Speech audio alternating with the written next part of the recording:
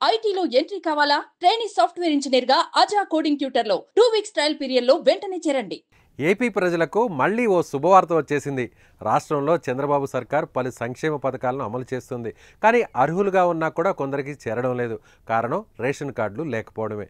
వృద్ధులు, వితంతువులు పింఛన్ అందుకోలేకపోతున్నారు. దీపం 2 పథకం కూడా వర్తించడం లేదు. రేషన్ కార్డులు లేకపోవడంతో విద్యార్థులు ఫీజు రీయింబర్స్మెంట్కు కూడా దూరమవుతున్నారు. దీంతో వారంతా తీవ్ర నిరాశలో ఉన్నారు. అయితే ఇకపై వారి కష్టాలకు, ఎదురుచూపులకు చెక్ పడినట్టే.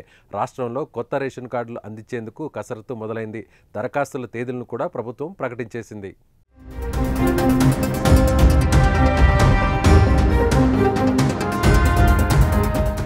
ఏ సంక్షేమ పథకం అందాలన్నా రేషన్ కార్డే కీలకం.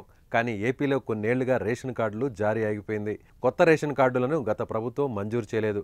కనీసం మార్పు చేర్పులకు కూడా అవకాశం లేకపోవడంతో ఎంతోమంది ప్రభుత్వ పథకాలకు దూరం అవుతున్నారు.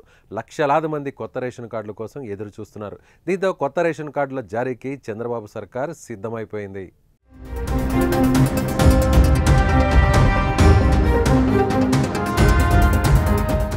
డిసెంబర్ 2 నుంచి 28 వరకు దరఖాస్తులను స్వీకరించనుంది. కొత్త కార్డుల మంజూరుతో పాటు పాత కార్డుల్లో మార్పులు చేయనుంది. వచ్చే నెల నుంచి దరఖాస్తులను స్వీకరించి సంక్రాంతి నాటికి కొత్త కార్డులను జారీ చేయాలని సర్కార్ ఆలోచన చేస్తోంది.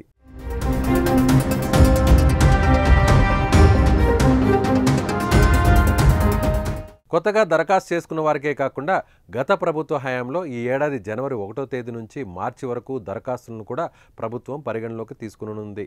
అదేవిధంగా గత ప్రభుత్వంలో కొత్త కార్డుల కోసం వచ్చిన 30,611 దరఖాస్తులతో పాటు స్ప్లిట్ కార్డుల కోసం 46,918 వచ్చాయి.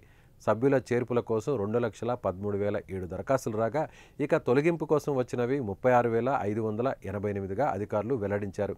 చిరునామా మార్పు కోసం 8,263 దరఖాస్తులతో పాటుగా కార్డుల సరెండర్ కోసం వచ్చినవి 685గా ఉన్నాయి. ఇవన్నీ కలిపి మొత్తం 3,36,072 దరఖాస్తులు ఇప్పటికే పెండింగ్లో ఉన్నాయి.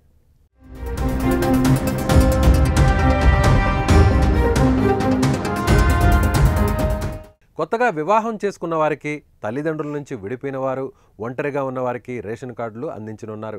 కొత్తగా వివాహం చేసుకున్న వారికి కార్డులు ఇవ్వాలంటే అప్పటికే వారి కుటుంబానికి ఉన్న రేషన్ కార్డుల నుంచి పేర్లు తప్పక తొలగించాలి. ఈ కారణంతో కొత్తగా పెళ్లైన వారిలో కొందరికి కార్డులు అందలేదు.